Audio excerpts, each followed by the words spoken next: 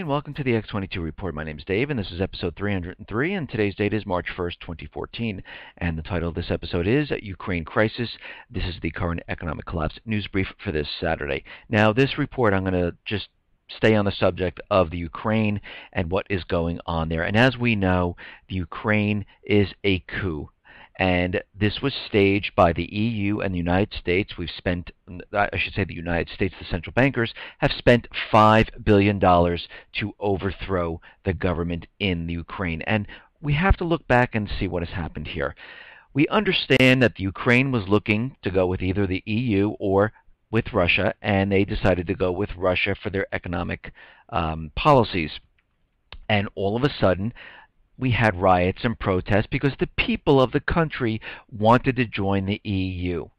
Now, again, this was funded by the U.S. government and the EU to overthrow the government because they need the Ukraine on the EU system so they can set up a private Western central bank, and they want the Ukraine on to join up with NATO because it is in a strategic location, and they definitely want this to happen. Because it's on the border of the Black Sea, it borders Russia, and it is in a perfect location. And again, then they would have moved into the country of Georgia and taken over Georgia and done the same exact thing and placed them on NATO. And they've already told Georgia that, you know, the door is open to join NATO at this time. Now, President Obama is out there, and he's saying that he is warning Russia that there will be costs for any military intervention in the Ukraine. But we have to understand what happened here. The opposition forces that are paid for by the United States and the EU signed an agreement with the government of the Ukraine. It was signed, it was agreed upon by Germany, France, and approved by the United States. Within 24 hours, the opposition decided, you know what, forget about this agreement. We're moving into the government, and they started to move into government buildings and taking over and pushing the other government out. Since that time, they've been trying to push the elections as hard as they possibly can to get a president elected so they can join up to the EU and put the entire country to join up with NATO. And they've been trying to do this and pushing this very hard. The prime minister that they put into place is a central banker, because we all know that this all has to do with central banking, and they want to spread the debt into the Ukraine to keep the entire system going. And we have to step back and think for a second. Why is the United States in the Ukraine? What does the Ukraine have to do with anything that the United States has to do with? And why is the United States in Syria? Why is the United States in any of these places? The only reason is because of central banking. They need to push the private Western central banking system further into other countries to keep the dollar and the EU propped up, because they understand that they are collapsing, both currencies. And this is why they are doing this. And again, they don't care. They are going to push their agenda, and if war begins, this actually will help them cover up the entire collapse. And this is what they've been trying to do. They tried to do it with Syria back in August of 2013, and now here we are in the Ukraine, and we see that things are really heating up in these areas. Now, Russia does confirm troops move in Ukraine's Crimea. Russia has confirmed it moved troops already based in Ukraine's Crimea region to protect its naval fleet, and we've discussed this many times. And Crimea has approved the creation of a Special Forces unit which obey exclusively to the regional government. The Supreme Council of Crimea has established a unit police special forces known as the Berkut in the region located in the southeast of the Ukraine. Now, the Russian officials are out there, and they have given Putin permission to use military force, but the Russian officials are out there saying that the Federation Council's decision to grant the Russian president the right to use Russian troops in the Crimea doesn't mean that it will be done in the nearest future. And this is coming from the Russian Foreign Ministry. Now, we can see that all this is shaping up, and Russia is planning and taking steps to protect the south and the eastern sections of the Ukraine. Right now, the EU and the United States have the western part of the Ukraine, and we could see a split of the Ukraine. And again, there were reports out there and that Russia is now recalling the ambassador to come back to Russia, but coming out of Russia, Russia says it is not breaking diplomatic relations with the United States, amid reports that Russia's ambassador may be recalled from the U.S. for consultation.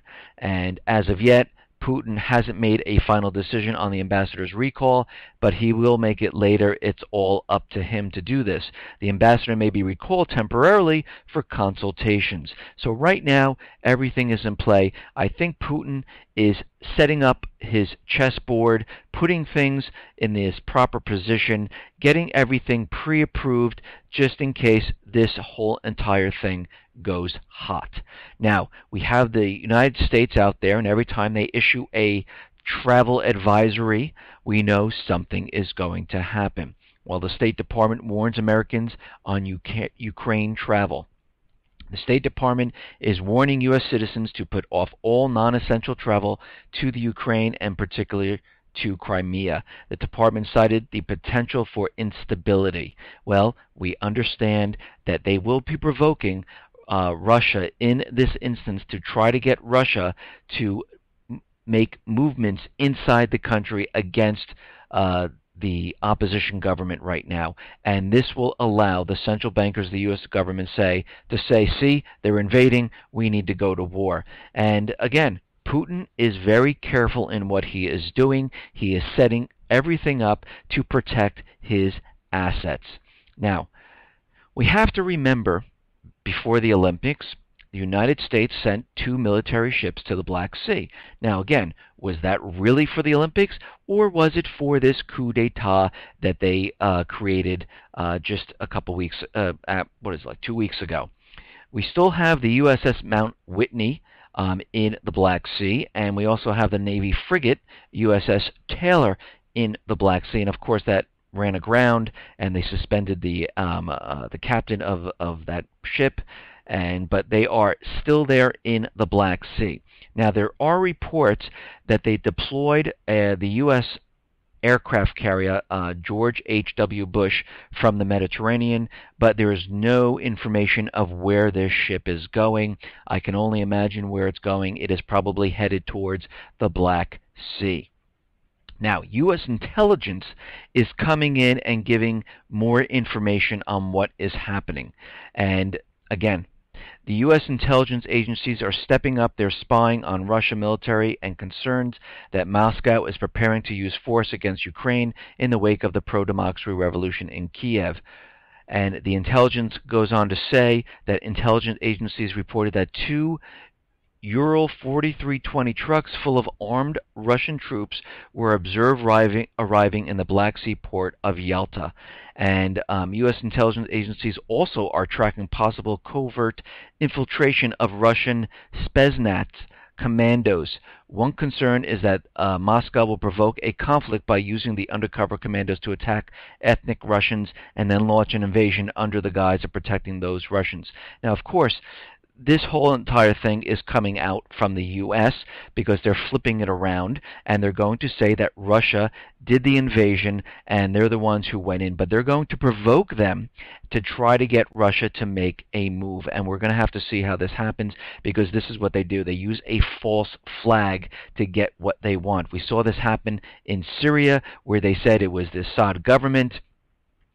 They used chemical weapons, and it turned out that it wasn't Assad. It was actually the rebels, the paid forces of the United States that were inside of Syria. And we're seeing the same exact blueprint happen here in the Ukraine. The paid forces have overthrown the government, but they do not have full control of the entire country, and they want full control, because having the western portion of the Ukraine does nothing for NATO and the EU, because all the production and all the wealth are in the south and in the east of the Ukraine, and the strategic location of the Black Sea is also in the south. So they don't want the western portion of the Ukraine. They want the entire country. Now, there is a meeting going on right now with the UN Security Council, and they're holding this, and this is behind closed doors right now. They are talking about what is going on, and of course it has to be behind closed doors because the real issues they will not let out. And we understand that all of this has to do with central banking and propping up the US dollar and the EU from collapsing. And if they can get a war started, they will. They really don't care at this point because they understand the system is collapsing. And if they can get something going, they will. They tried last August with Syria. Here we are in Ukraine, and I wouldn't be surprised if also something happens in Syria. And right now, this is what we are seeing. All sides are paused. They are waiting. They're talking with the UN to come up with some type of peaceful resolution. And we have to remember that Russia understands what has happened here in the Ukraine. They understand that there were paid forces to take over the government. Russia has said we had an agreement, and the opposition went back on that agreement. And all of this took place very, very quickly, and there was nothing to stop it, and all of this was to get the entire country on the EU system. Now, there are major protests going on in the Ukraine. Right now, 143,000 Ukrainians requested asylum in Russia in the 2 weeks that this happened, and more asking for asylum. And again, we're having reports come out of the Ukraine that these opposition leaders are not treating the people very well. Just like in Syria, the rebels, the paid mercenaries, they're the ones who commit the war crimes. The same thing is happening in the Ukraine. The opposition forces are committing war crimes. They are being very rough with the people, and we can see that how this whole thing is actually just turning out. It's turning out as the exact playbook as in Syria, but this time they have Russia completely involved in this situation. Now, as more information does come out, it all depends. I might do a report on Sunday, and if I do, I will send out an alert email to everyone who signed up to the alert system, and you can come and listen to this. For now, thanks a lot, everyone. Be well, be safe, and especially be prepared. Thanks a lot.